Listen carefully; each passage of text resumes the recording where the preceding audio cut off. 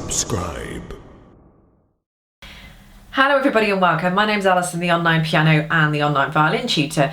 Today I'm going to talk to you about shifting positions like third position and second position, and why, when, how, where, who, all that kind of thing. So I'm getting a lot of questions from people saying that why is it they need to move into third position or second position or whatever, and more importantly, when do you know when to move into second, third, fourth position, that kind of thing. Probably most commonly you'll be using first position. Even I use first position most commonly, I would say, in the music I play, unless I'm doing anything specific, but it's first position is the most common position that you'll use. Probably then third position, and definitely for you guys out there that are starting out, if you're going to move into position, it'll probably be first and third. So how do you know when to move into positions? If you're wondering why I'm looking down on the front of the screen, I've made a few notes on my laptop, so I am actually just looking down there so I don't miss anything important that I want to tell you all. So why do we need to move positions? Now I've made a few notes here as to why you need to move position, because that move into position. Sorry, I can't talk. And there are several reasons why you might need to. In fact, I've come up with 6 reasons why you might move into a different position. So reason number 1, we've run out of notes on the E string and we need to go higher than the B that the 4th finger gives us. So when you're on the E string, and you've got the first finger on the E string gives you an F sharp, then you've got a G for the second finger, third finger gives you an A, and the 4th finger gives you a B. But let's just say you need to play a C and a D above that. Obviously you've got no more fingers left because the B is the highest you'll go in first position.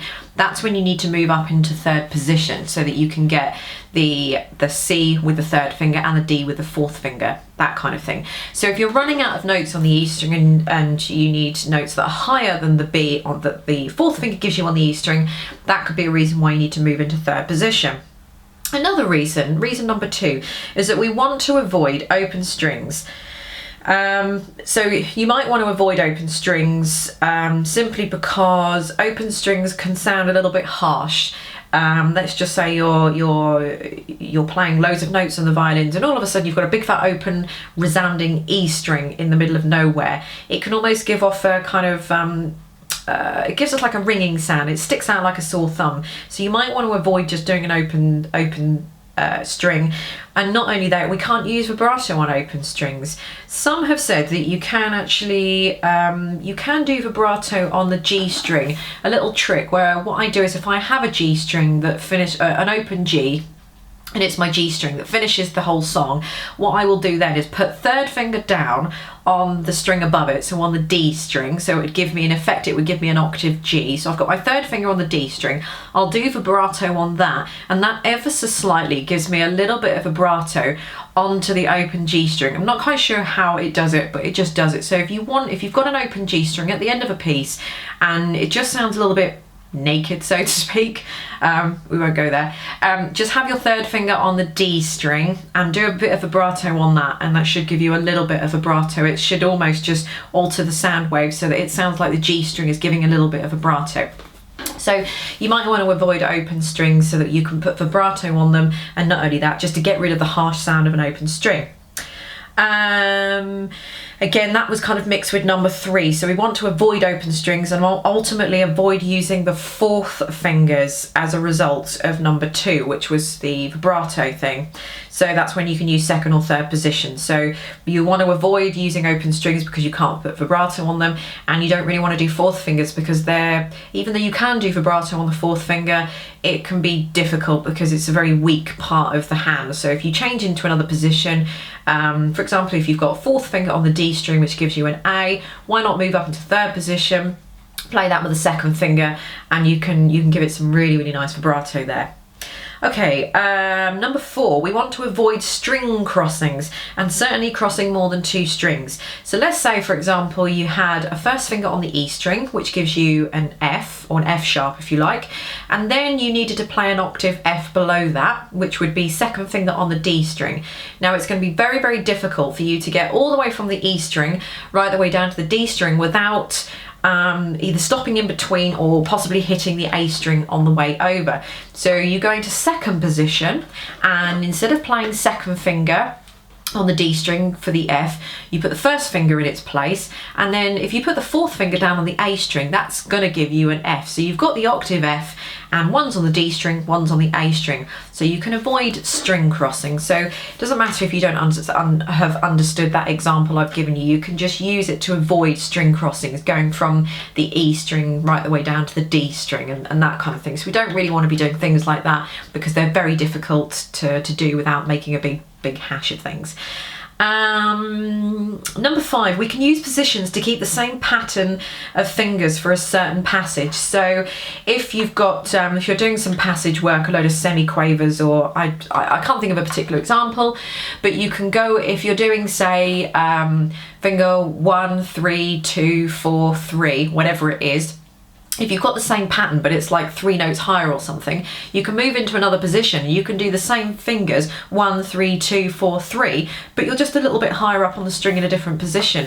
And that way you can do a lot of very, very quick semi-quaver, quick passage work by moving into positions, but you're using exactly the same finger combination, which makes it a lot easier to do. So that's another reason why you might want to move into third position.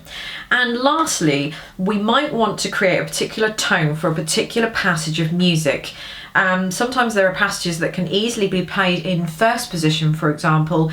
However, these passages can also be played in third or fourth position or on the string below it, that kind of thing, to create a more beautiful sonorous tone that just can't be created if you're in first position. So yes, there are lots of examples I can think of. Rachmaninoff's Vocalize, that could all be played in first position, but it's not. It's mostly played on the A string, and that's because you get a very, very nice depth of tone when you're playing. It only suits some songs, not all songs, but you get a very nice depth of tone when you're playing in third position. So yes, even though you can play it in first position quite happily, if you want to get a more sweeter, more beautiful sounding tone, if you like, you can manipulate third position and fourth position and even higher. You need to experiment with these sorts of things, really, especially if you're composing or whatever. But you can create a very, very nice sound, especially if you're playing something very high up on the D string that would be played in first position on the E string, for example. So that can sound very, very nice, but without going into too much detail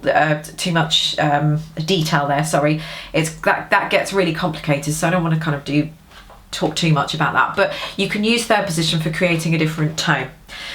How do we actually know when to move into positions? Well, this is a really, really, really difficult question to answer, and obviously I couldn't give you a definitive answer because I would actually have to pick up every piece of music written in the whole entire world for violin and go through it piece by piece, and I would just be recording from now until, I don't know, for the next 150 years or something. So I couldn't actually give you a definitive answer, but I can tell you what things to look out for. So looking ahead at the music and playing it will tell you everything you need to know. Plus, for each piece, you can play and try taking into account the above six points as well. So basically just looking ahead at the music to see if you're going to run out of notes on the E string and therefore you need to move it into third position, or you've got a fourth finger that ends a phrase or something and you want to do some vibrato, so you've got to avoid that fourth finger, or an open string.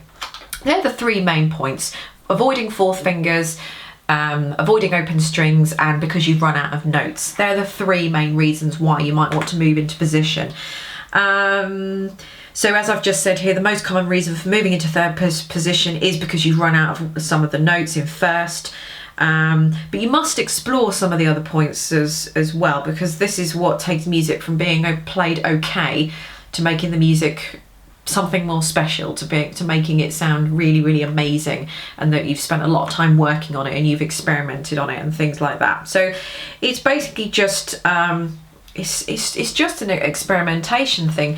Like I say, there is no real reason for you to move into third position. Most of the time you'll have some finger markings, but when you move into third position is because you've run out of notes. You want to avoid a fourth finger at the end of a phrase, so you can put a nice vibrato on it, because a fourth finger can sound a little bit a bit of a whiny kind of note, not quite so strong, or to get rid of an open string.